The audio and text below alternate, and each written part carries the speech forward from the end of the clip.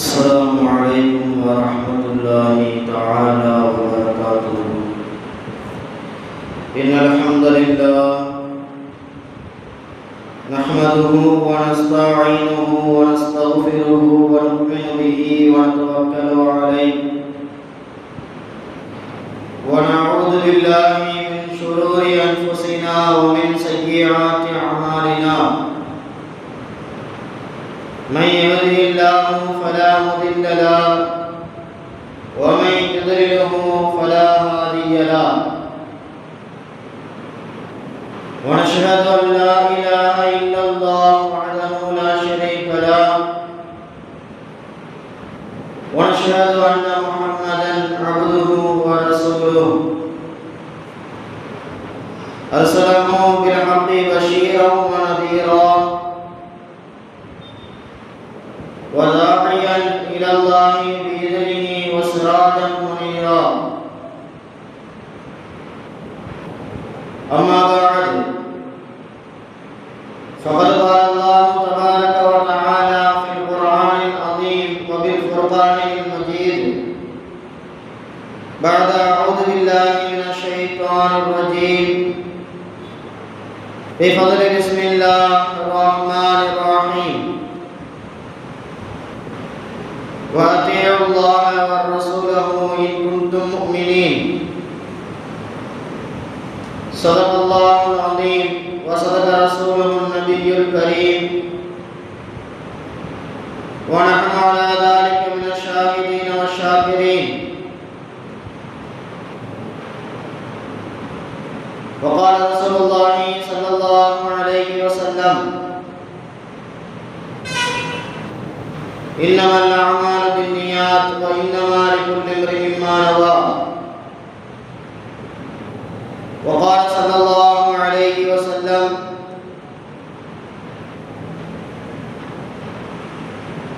والذي نفسي بيده لا يؤمن أحدكم حتى يكون هواه تبعا لما جئت به. எல்லா புகழும் புகழ்ச்சியும் நம்மை எல்லா முஸ்லிம்களாக முஃமினாக படைத்து மேலும் கண்மணி நாயகம் ரசூலுல்லாஹி ஸல்லல்லாஹு அலைஹி வஸல்லம் அன்னவர்களின் உம்மத்திலே ஒரு அங்கத்தினராக ஒருவராக ஆக்கினானே. இப்படிப்பட்ட அல்லாஹ்விற்கு அனைத்து புகழும் உண்டாகட்டுமாக. அல்ஹம்துலில்லாஹ் அல்ஹம்துலில்லாஹ். அவனுடைய சாந்தியும் சமாதானமும் அளவற்ற கருணையும் கிருபையும்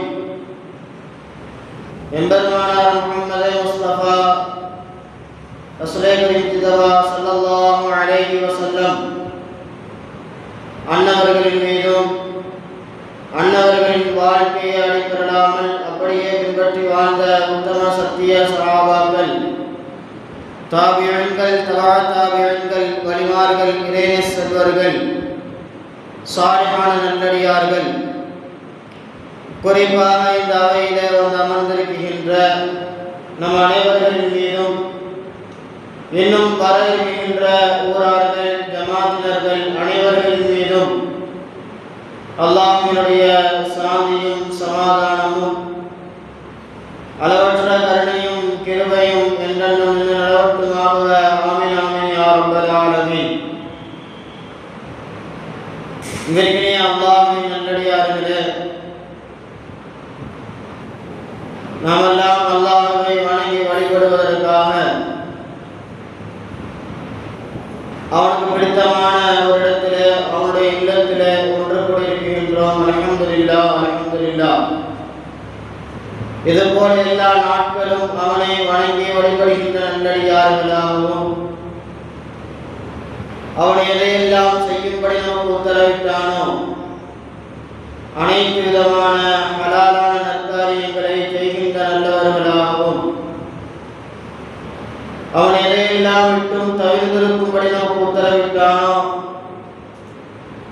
அனைத்து விதமான தீய காரியங்களிலிருந்தும் ஹராமான காரியங்களிலிருந்தும் தவிர்ந்தவர்களாகவும் இருக்கின்ற பாக்கியத்தை வல்லவன் அல்லாஹ் உங்களுக்கும் எனக்கும் அருள் புரிவானாக. ஆமீன் ஆமீன் யா ரப்பல் ஆலமீன். அன்பிற்கினிய அல்லாஹ்வின் நல்லடியார்களே, இவ்வுலகிலே வாழுகின்ற மனித சமூகம் தங்களுடைய வாழ்க்கையில் வெற்றியை குறித்தும் அதற்கான வேலைகளை குறித்தும் ஓடிக்கொண்டிருக்கின்றது. ஒவ்வொரு மனிதனும் அவனுடைய வாழ்க்கையில நல்ல நிலைமைக்கு வர வேண்டும், நல்ல சம்பாத்தியம் பெற வேண்டும், தன் குடும்பத்தை நல்ல விதமாக வைத்துக் கொள்ள வேண்டும். அதுதான் நம்முடைய வெற்றி என்பதாக நினைத்து அதற்காக வேண்டி ஓடிக்கொண்டிருக்கின்றார்கள். அதற்காக தன்னுடைய வாழ்நாள் முழுவதையும் செலவழிக்கின்றவர்களாக ஒவ்வொரு மனிதர்களும் இருப்பதை நாம் பார்க்கின்றோம். அன்பிற்கினிய அல்லாஹ்வின் நல்லடியார்களே, ஒவ்வொரு மனிதனுடைய வெற்றி என்பது எங்கு அமைந்துள்ளது என்பதை திருமறை பேசுகின்ற பொழுது அழகாக அல்லாஹ் தஆலா திருமறையிலே சொல்லுவார், வஅதீஉல்லாஹ வஅதீஉர் ரசூல். அல்லாஹ்விற்கும் அவருடைய தூதருக்கும் நீங்கள் கட்டுப்பட்டு நடங்கள். இன் குன்தும் முஃமினீன், முஃமின்களே நீங்கள் அல்லாஹ்வுக்கும் அல்லாஹ்வுடைய தூதருக்கும் கட்டுப்பட்டு நடப்பவர்கள் தான் முஃமின்களாக இருப்பார்கள் என்பதாக அல்லாஹ் திருமறையிலே சொல்லி காட்டுவார். மற்றொரு இடத்திலே அல்லாஹ் பேசுகின்ற பொழுது அல்லாஹ் அழகாக சொல்லுவான், وَمَن يُطِعِ اللَّهَ وَرَسُولَهُ فَقَدْ فَازَ فَوْزًا عَظِيمًا. யார் அல்லாஹ்விற்கும் அவருடைய தூதருக்கும் கட்டுப்பட்டு வாழ்ந்தாரோ فَقَدْ فَازَ فَوْزًا عَظِيمًا, திட்டமாக அவர் மகத்தான வெற்றியை பெற்றுவிட்டார் என்பதாக திருமறையிலே அல்லாஹ் அழகாக சுட்டி காட்டுவார். அன்பிற்கினிய அல்லாஹ்வின் நல்லடியார்களே, அல்லாஹ்விற்கும் அவருடைய தூதருக்கும் அல்லாஹ் கொடுத்த திருமறையிற்கும் பெருமானார் அறிவித்த ஹதீஸ் திருமொழிகளுக்கும் ஒரு மனிதன் கட்டுப்பட்டு வாழுகின்ற பொழுது அவனுடைய இம்மை வாழ்க்கையும் மறுமை வாழ்க்கையும் இரண்டிலேயும் அவன் வெற்றி பெறுவான் என்பது இந்த திருமறை நமக்கு சொல்லித் தருகின்ற மகத்தான வெற்றி என்பது. விரும்பிய அல்லாஹ்வின் நல்லடியார்களே, உலகில் வாழுகின்ற ஒவ்வொரு முஸ்லிம்களும் உலகம் சார்ந்த வெற்றியை குறித்து மாத்திரம் யோசிக்கின்ற பொழுது அல்லாஹ் அந்த மனிதனை படைத்த ரப்புல் ஆலமீன் அழகாக சொல்லி காட்டுகின்றான். அவனுடைய தூதர் சொன்ன வழியிலே, அவன் அறிவித்த திருமறையின் வழியிலே அவனுக்கும் அவனுடைய தூதருக்கும் ஒரு மனிதன் கட்டுப்பட்டு வாழ்வது, அவனுடைய ஏகத்துவத்தை எடுத்து அவன் விதித்த விதிமுறைகளை எடுத்து அவன் சொன்ன கட்டுப்பாடுகளுக்கு உட்பட்டு வாழுகின்ற பொழுது அவனுடைய உலக வாழ்க்கையும் மறு உலக வாழ்க்கையும் வெற்றியானதாக இருக்கும் என்பதை அல்லாஹ் சொல்லுகின்ற பொழுது அந்த வெற்றியை அல்லாஹ் சமர்ப்பிக்கின்றான். மகத்தான வெற்றி, அவர் வெற்றி பெறுவார் என்பது மாத்திரமல்ல, நீங்கள் வெற்றி பெறுவீர்கள் என்பதோடு அல்லாஹ் நிறுத்தவில்லை. அல்லாஹ் சொல்லுகின்றான், அதீமா மகத்தான வெற்றியை அவர் பெறுவார் என்பதாக அல்லாஹ் சொல்லி காட்டுகின்றான். இதற்கினே அல்லாஹ்வின் நல்லடியார்களே, இவ்வுலகிலே வாழுகின்ற நாம், முஸ்லிம்களாக வாழுகின்ற நாம், நம்முடைய வாழ்க்கையில் அல்லாஹ்விற்கும் அவனுடைய தூதருக்கும் கட்டுப்பட்டு நடக்குகின்ற பொழுது அதனுடைய வெற்றி என்பது மகத்தான வெற்றியாக அமைந்து விடுகின்றது என்பதில் எந்த ஒரு ஐயமும் சந்தேகமும் இல்லை என்பவர்களே. அதைத்தான் திருமறை மகத்தான வெற்றியாக சொல்லி தருகின்றது. பெருமானார் நபி ஸல்லல்லாஹு அலைஹி வஸல்லம் அவர்கள் அந்த வாழ்க்கையை தான் அருமை சஹாபா பெருமக்களுக்கு கற்றுக் கொடுத்தார்கள். அந்த வாழ்க்கையை தான் அருமை சஹாபாக்களை வாழ வைத்தார்கள். அப்படிப்பட்ட வாழ்க்கையை வாழ்ந்த சஹாபா பெருமக்கள் மகத்தான வெற்றியை பெற்றார்கள் என்பதற்கு பல சான்றுகளை, பல உண்மை சம்பவங்களை நாம் பார்க்க முடிகின்றது. இன்றைக்கு அல்லாஹ்வின் நல்லடியார்களே, அருமை நாயகம் ரசூலுல்லாஹி ஸல்லல்லாஹு அலைஹி வஸல்லம் அவருடைய காலகட்டம் ஒரு மனிதன் அல்லாஹ்வுடைய வார்த்தைக்கு எந்த அளவிற்கு கட்டுப்பட்டு நடக்க வேண்டும். அவன் கட்டுப்படவில்லை என்று சொன்னால் அல்லாஹ் எப்படி கோபம் கொள்ளுவான் என்பதற்கான உதாரணம் திருமறையிலே ஒரு வசனம் வரும். அந்த வசனம் இறங்குகின்ற அந்த நேரம் பெருமானார் நபி ஸல்லல்லாஹு அலைஹி வஸல்லம் அவருடைய சீடராக இருந்த ஸைத் இப்னு ஹாரிஸா ரலியல்லாஹு அன்ஹு அவர்களுக்கு பெருமானாருடைய தந்தையினுடைய மகள் ஸைனப் பின்த் ஜஹஷ் ரலியல்லாஹு அன்ஹு அவர்களை திருமணம் முடித்து வைக்க வேண்டும் என்பதாக பெருமானார் நபி ஸல்லல்லாஹு அலைஹி வஸல்லம் அவர்கள் ஆசைப்படுகின்றார்கள். இருவர்களுக்கும் ஸைத் இப்னு ஹாரிஸா ரலியல்லாஹு அன்ஹு அவர்களுக்கும் ஸைனப் பின் ஜஹஷ் ரலியல்லாஹு அன்ஹா அவர்களுக்கும் திருமணத்தை நடத்தி வைக்க வேண்டும் என்பதாக அருமை நாயகம் ரசூலுல்லாஹி ஸல்லல்லாஹு அலைஹி வஸல்லம் அவர்கள் ஆசைப்பட்டு அவருடைய தங்கையினுடைய மகனை அழைத்து சொல்லுகின்றார்கள். அப்துல்லா ரலியல்லாஹு அன்ஹு அவர்களை அழைத்து அவரிடத்தில் விஷயத்தை சொல்லுகின்றார்கள். இவர் வேகமாக வீட்டிலே சென்று விஷயத்தை சொல்லுகின்றார். அப்துல்லா ரலியல்லாஹு அன்ஹு அவர்கள் வீட்டிலே மணப்பெண்ணிடத்திலே சென்று சொல்லுகின்ற பொழுது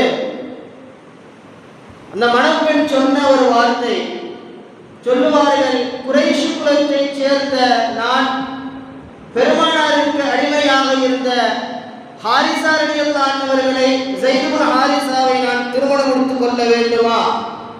என்னுடைய உயிரிய குலத்திலே நான் இருக்கின்றேன் என்பதாக அதனை மறுத்து பேசுகின்ற பொழுது அல்லாஹ் திருமறையிலே அழகாக சொல்லி காட்டுவான், وَمَا كَانَ لِمُؤْمِنٍ وَلَا مُؤْمِنَةٍ إِذَا قَضَى اللَّهُ وَرَسُولُهُ أَمْرًا أَن يَكُونَ لَهُمُ الْخِيَرَةُ مِنْ أَمْرِهِمْ.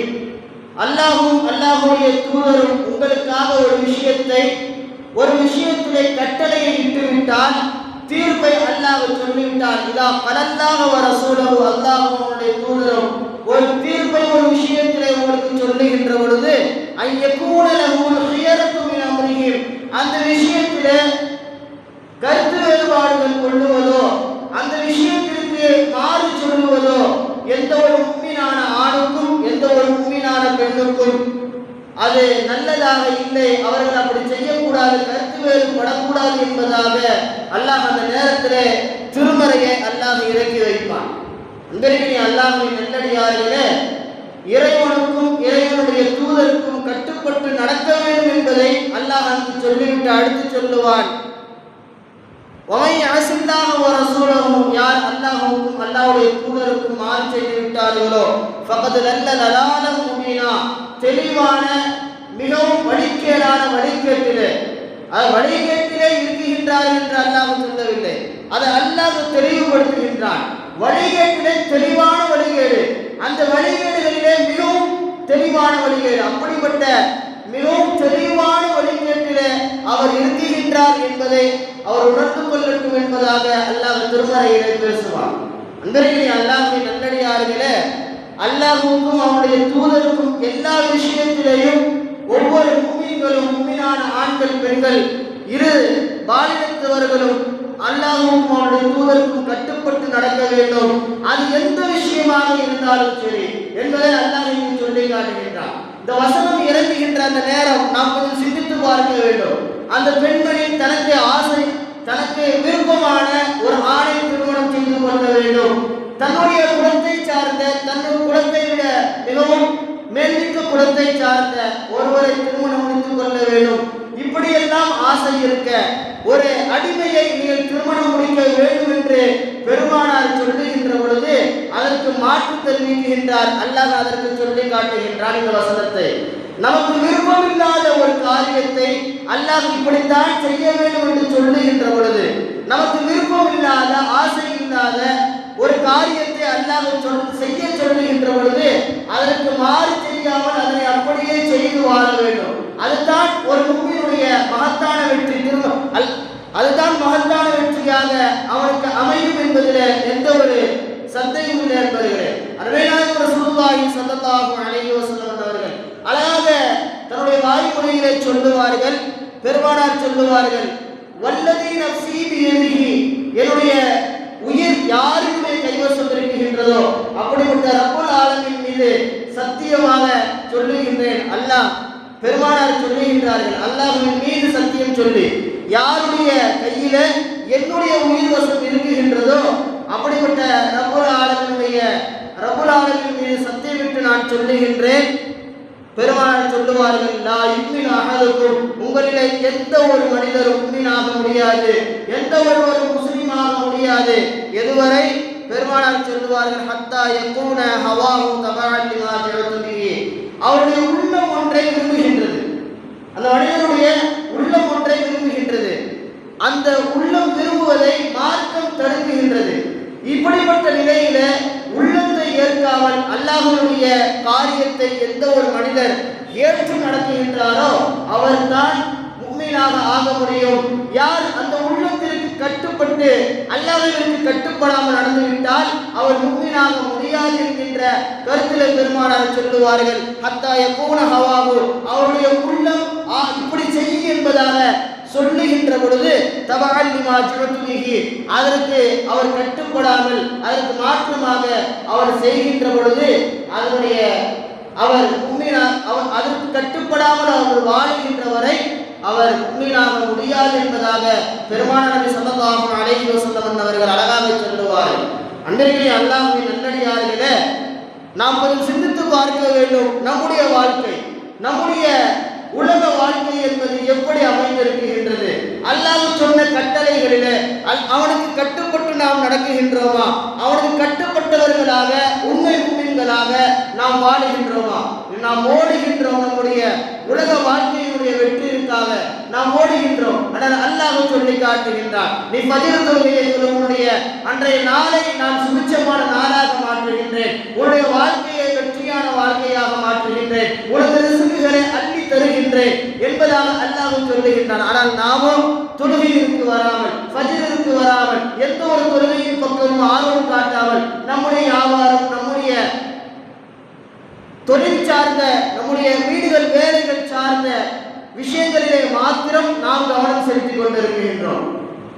வெளிநாடுகளுக்கு சென்று வருகின்ற நண்பர்கள் சொல்லுவார்கள், நாம் கேள்விப்பட்டிருக்கின்றோம், நிறைய நண்பர்களிடத்தில் பேசுகின்ற பொழுது வருபவர்கள் எல்லாம் சொல்லுவார்கள், வெளிநாட்டு வாசிகள் அந்த அரபியர்களை குறித்து பேசுகின்ற பொழுது போயிட்டு வந்த ஃபாரினர்கள் போயிட்டு வருகின்றவர்கள் சொல்லுவார்கள் அரபியர்களை குறித்து, அவன் பொய் சொல்லுவான்.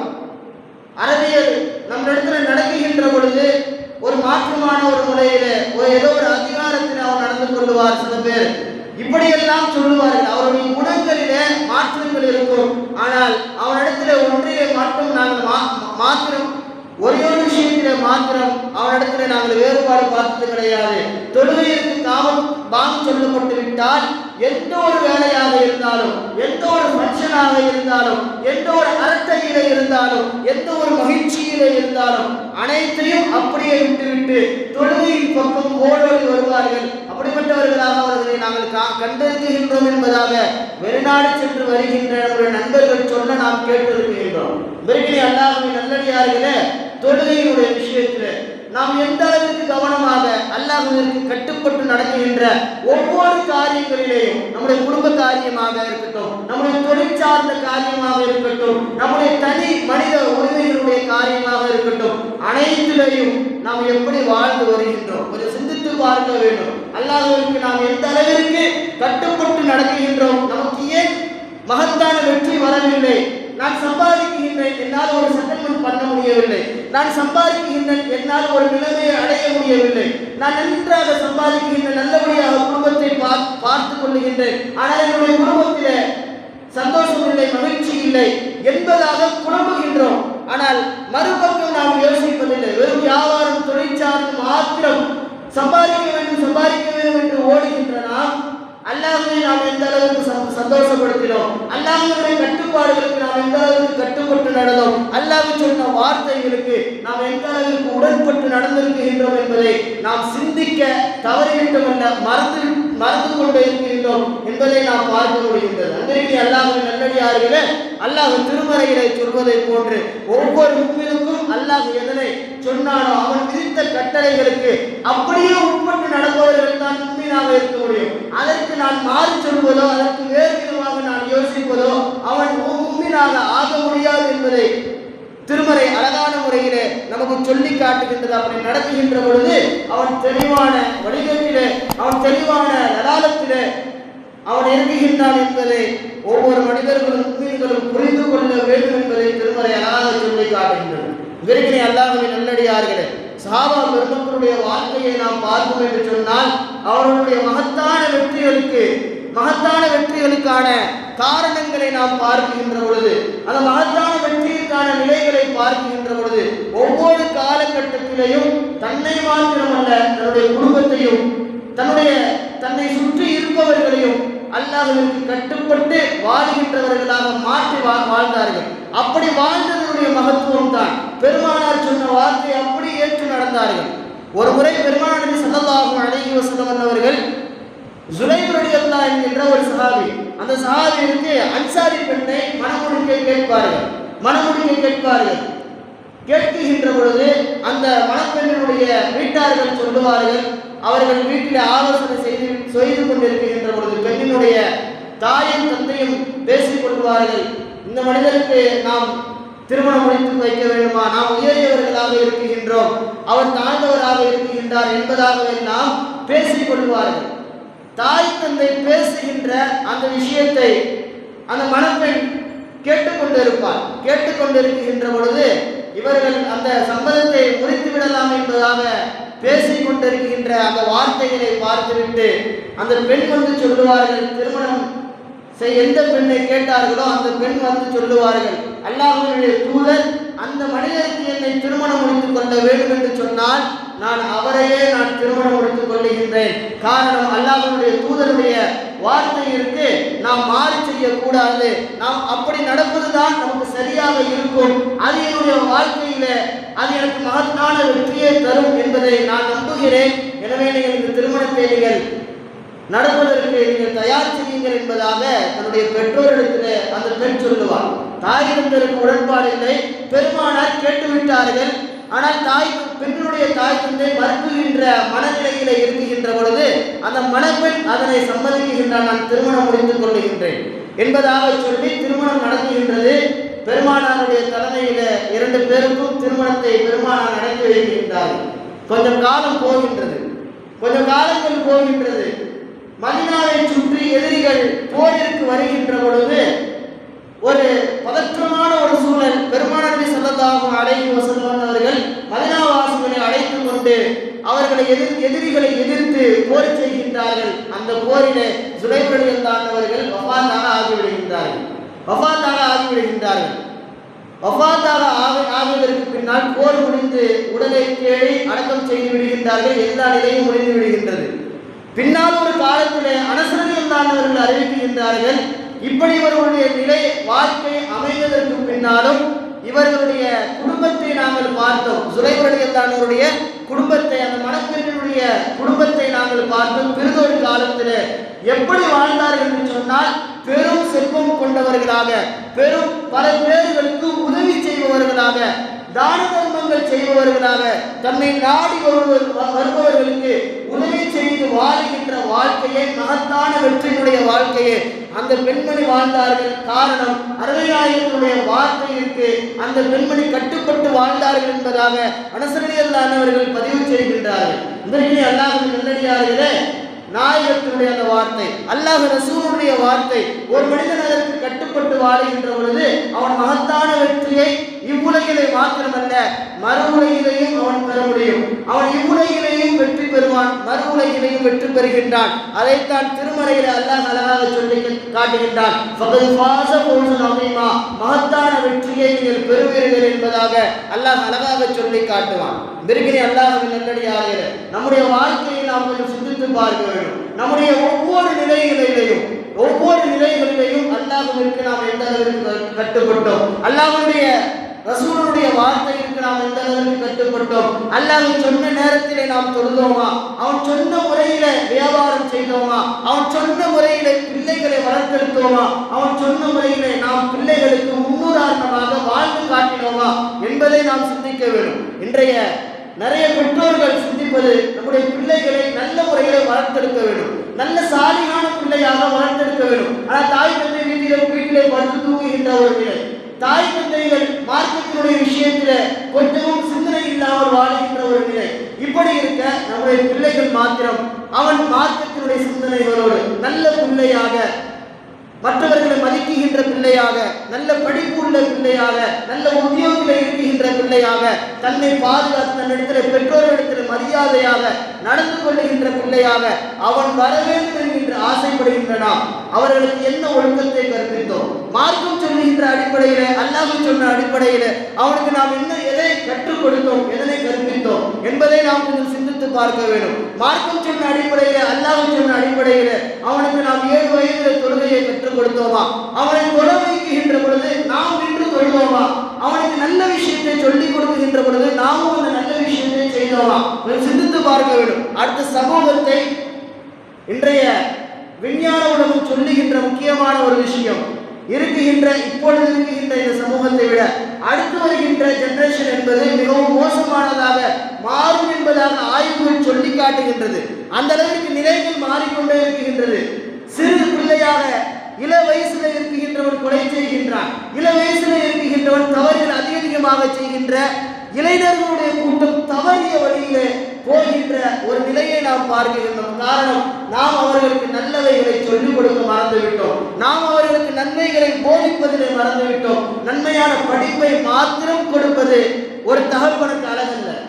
ஒரு பிள்ளையை வளர்க்குகின்ற இன்றைக்கு உள்ள பெற்றோர்கள் அவனை எப்படியாவது நல்ல படிக்க வைத்து விடும். ஆண் பிள்ளையாக இருந்தாலும் பெண் பிள்ளையாக இருந்தாலும் நல்லா படிக்க வைக்கிறோம். நல்லா படித்தா அவனே நல்லா வந்துடுவான்.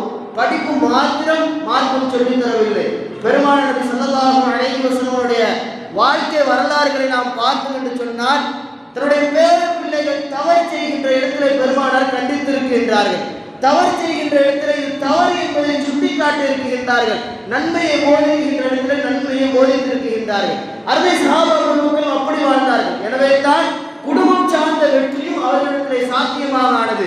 தனித்துவ வாழ்க்கையிலேயும் வெற்றி பெற்றார்கள். அரசியல் வாழ்க்கையிலே, மக்களை வழிநடத்துவதனுடைய வாழ்க்கையிலே அனைத்திலையும் மகத்தான வெற்றி பெற்றார் என்று சொன்னால், திருமறையும் அருமை நாயகத்துடைய வழிமுறையும் அவர்களிடத்திலே உறுதியாக தன்னுடைய உள்ளம் சொல்லுவதை தாண்டி அல்லாஹ் ரசூல் எதை சொன்னார்களோ அதை செய்ய வேண்டும் என்கின்ற எண்ணம் அவர்களிடத்தில் உறுதியாக அந்த ஈமான் இருந்தது.